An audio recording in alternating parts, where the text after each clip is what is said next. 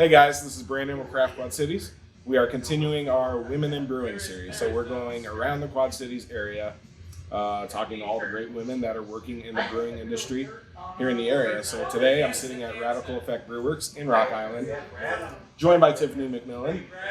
How you doing? Good, great. Thanks for joining me. So what we're going to do today is just kind of talk to Tiffany a little bit, get to know a little bit about her, what she does, her involvement in the brewing industry, and then we'll put a focus on just kind of women in the brewing industry in general. So Tiffany, let's kick it off. What's your position here at Radicle? I am the apprentice brewer, and then I also do a lot on the bar side as well. So I'm in the brew room, I'm bartending, a little bit of this, a little bit of that. Yeah. So I often see you behind the bar. Yeah.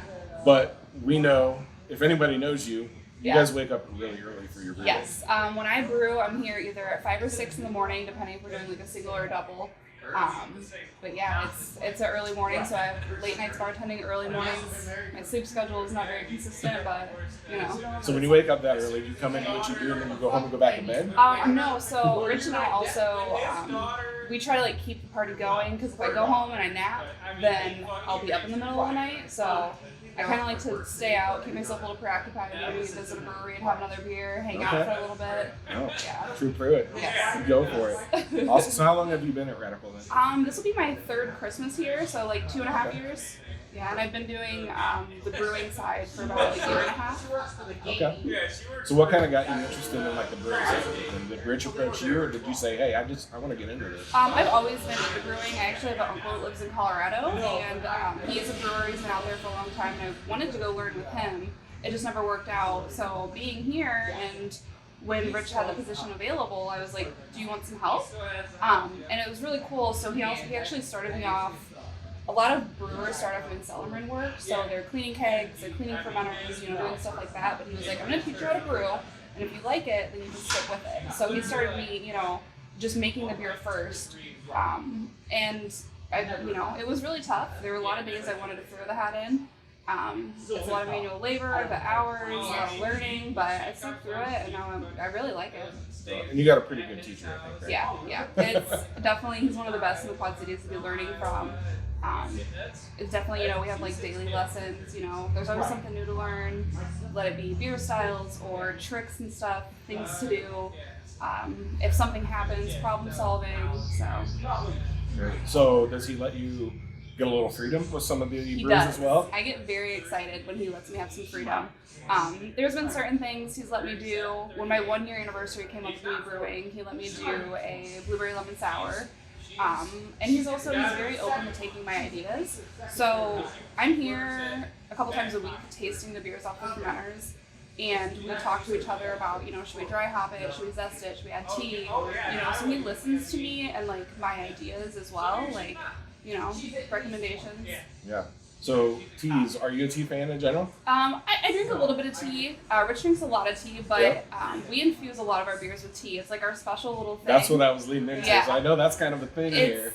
And not a lot of places, I don't think anywhere else in the Quad Cities ever really does it. There are other breweries that do, but I think we have 3 on tap right now, 2 or 3 that have tea in them right now. So it's a nice little flavor, nice herbal base, but it complements different things in the beer or different flavors quite a bit. Yeah. No, that's something you guys get creative with your recipes and stuff like that. Me, myself, I'm not a big tea drinker. And I come here, and a few of my favorite beers that come out of here are all tea-based beers. So. Well, and that's what's really cool about us being a nano brewery and being on the small scale is we can fuck around.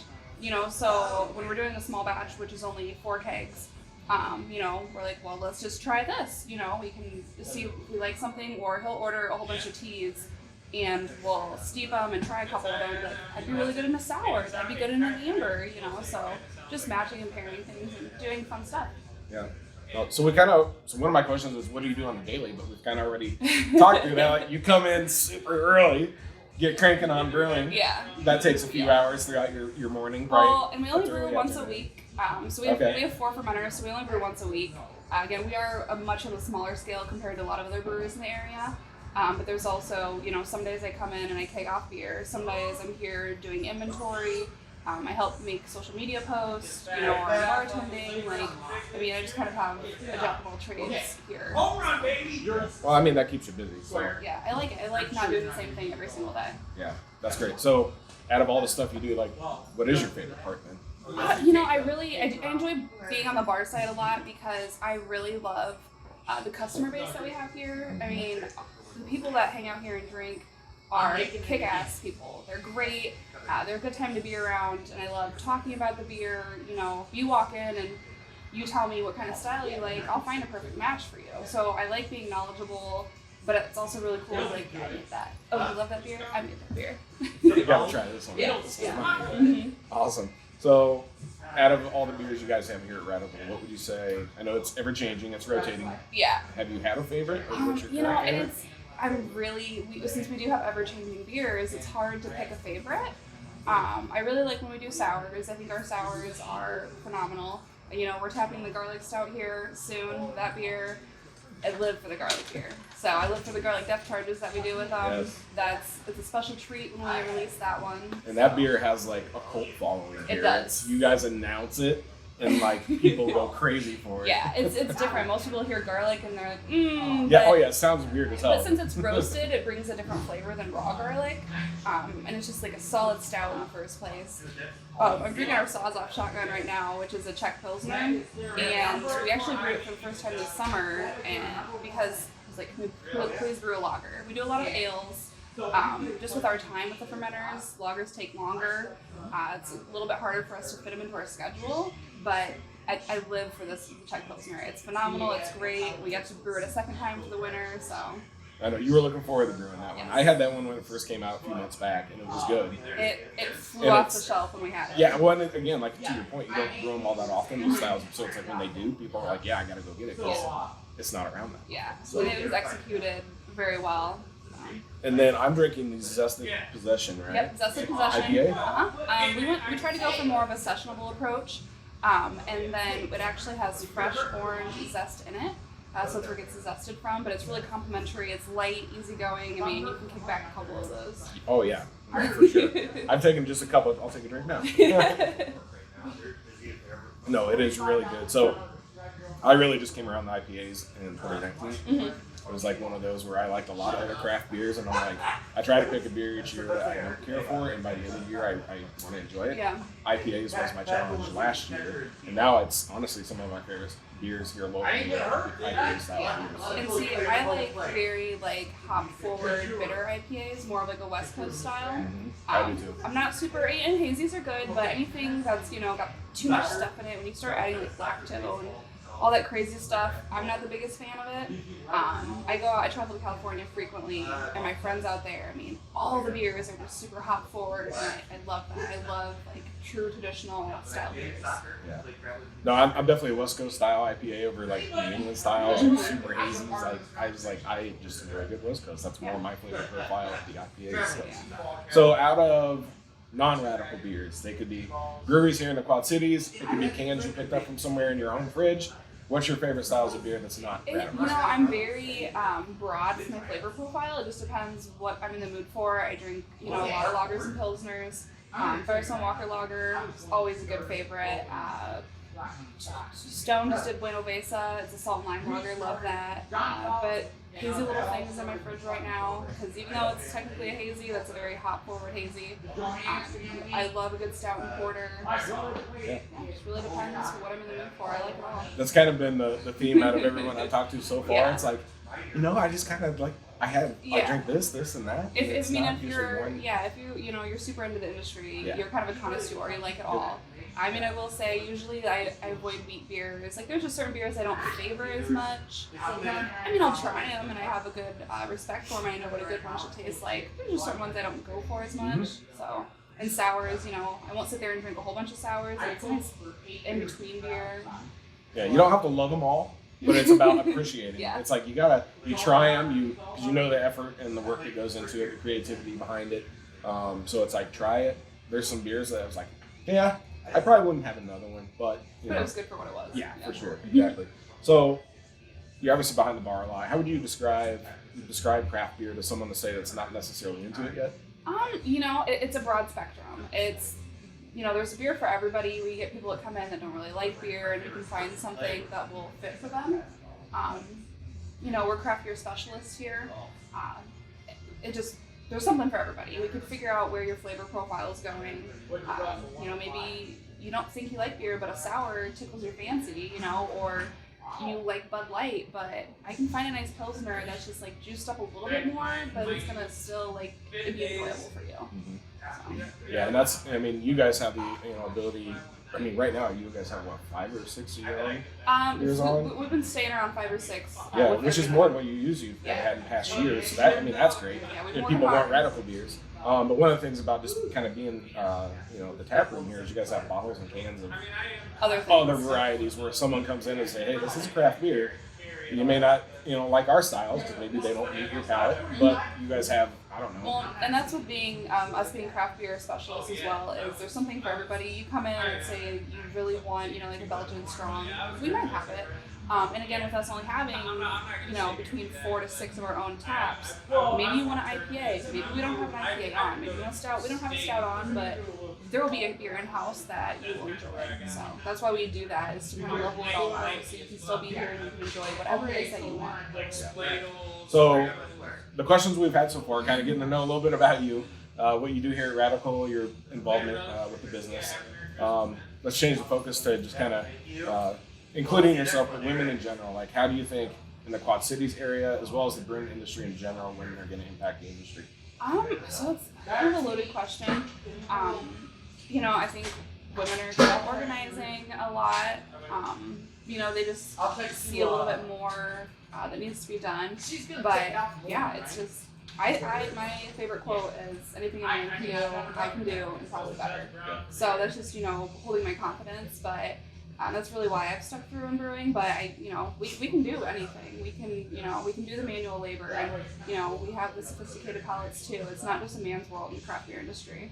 Yeah, I mean, it's not easy work at all. I mean, you can vouch for that part of it. It's not like, oh yeah, I just have this job and I come in and I do stuff and I leave. It's you guys work hard. The system that we're on too here at Radicle is so small, and it's very different. So I've done collab brews. We did a collab brew over at Front Street, and I was like, this is so much easier just because it's a bigger system and it's less hands-on.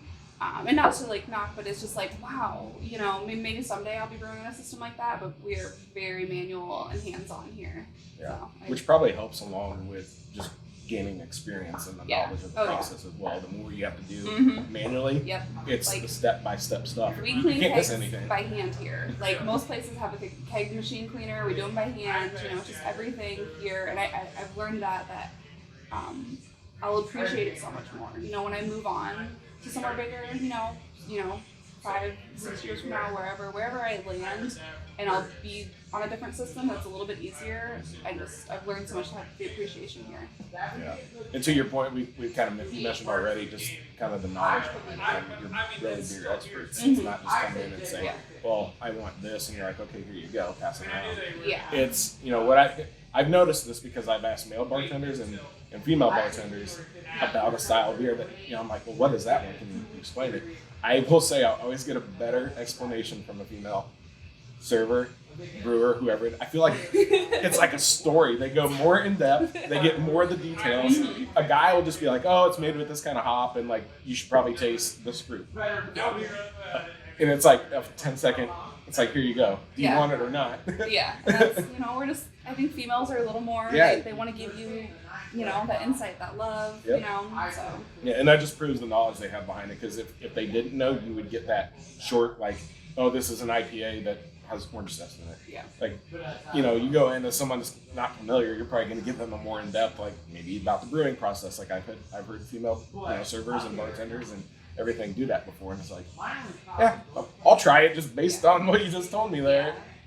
If I like it, I don't know, but good story. When I first started here, I'm like, the regulars that are around, I already know what they like, and so it's easy to just be like, oh, here, try this. But I've had one regular that commented, he saw the way someone had come in and had never been here before, and the way that I just talked to them about everything. He was like, wow, you are so knowledgeable. He's like, I never hear you talk to me like that because I know what I want already, so you don't give me that lowdown.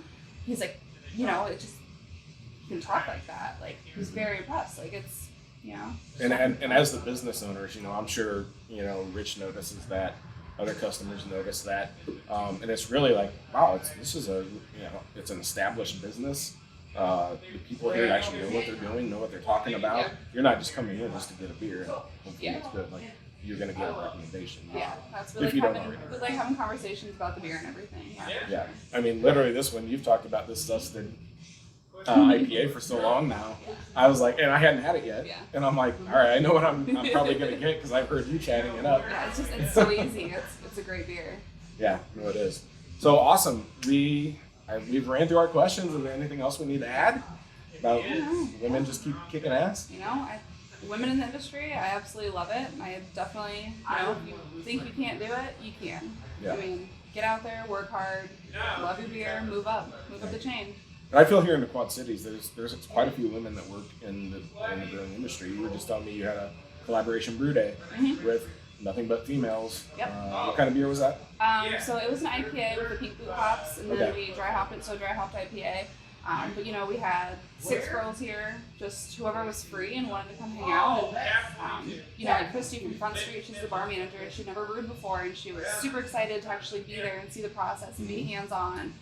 With Rachel, who is the head brewer at Geneseo, there's quite a few girls and Coming in and knocking out a yeah. solid brew. Yep, getting dirty, getting sweaty, making that beer. Not afraid of it. Awesome. So guys, again, it's our Women in Brewing series. We're going around talking to all the great women here in the Quad Cities area in the brewing industry. So look for a video coming out here in the next couple months, leading up to Women's Collaboration Brew Day happening March 8th. So thanks for watching. There was a point Bye. in time where it was Thanks for having me.